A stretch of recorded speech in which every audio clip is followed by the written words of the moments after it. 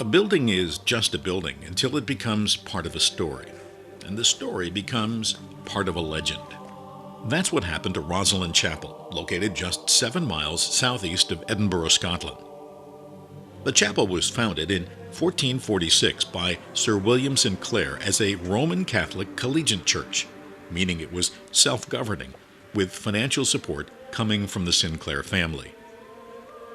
What really made Rosslyn Chapel famous was the 2003 publication of Dan Brown's best-selling mystery novel, The Da Vinci Code.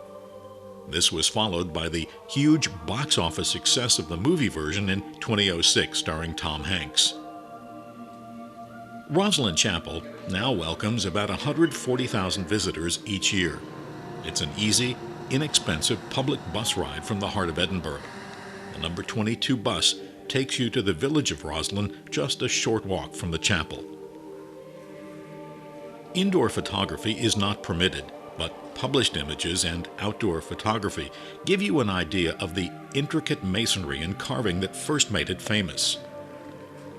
The chapel we see today took about 40 years to complete, but it's less than half the size that was planned by Sir William. He died in 1484, and his heirs apparently decided it was big enough. A little over 100 years after the chapel was completed, the Protestant Reformation swept over Scotland. The Sinclairs were warned to close the chapel or risk losing their land and possibly their lives.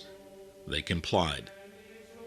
The chapel sat abandoned and neglected for almost 150 years. At one point during the English Civil War, Oliver Cromwell stabled horses in the chapel. In 1660, the old Rosslyn Inn opened next door. It attracted artists, writers, aristocrats, and royals. The great Scottish writer Sir Walter Scott campaigned to restore the chapel as part of an effort to build national pride and identity. The first major renovation began in 1837. The legend that attracted Dan Brown was the possible link between the chapel and a religious order of warrior knights called the Knights Templar. They provided protection to pilgrims who flocked to the Holy Land after the Crusades. In the process, they became very rich and very powerful. They built a fort on top of the Temple Mount in Jerusalem.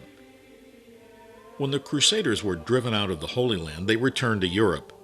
French King Philip convinced the Pope to disband the Templars. Eventually, there were mass arrests and executions, but some got away and may have been able to take some of the Templar treasure and holy relics collected in Jerusalem, most notably the Holy Grail, the cup Jesus used at the Last Supper, with them.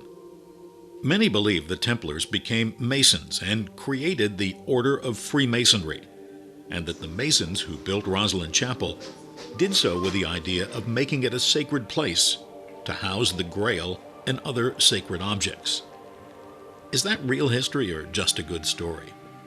Whatever people believe, it's bringing them back to Rosslyn.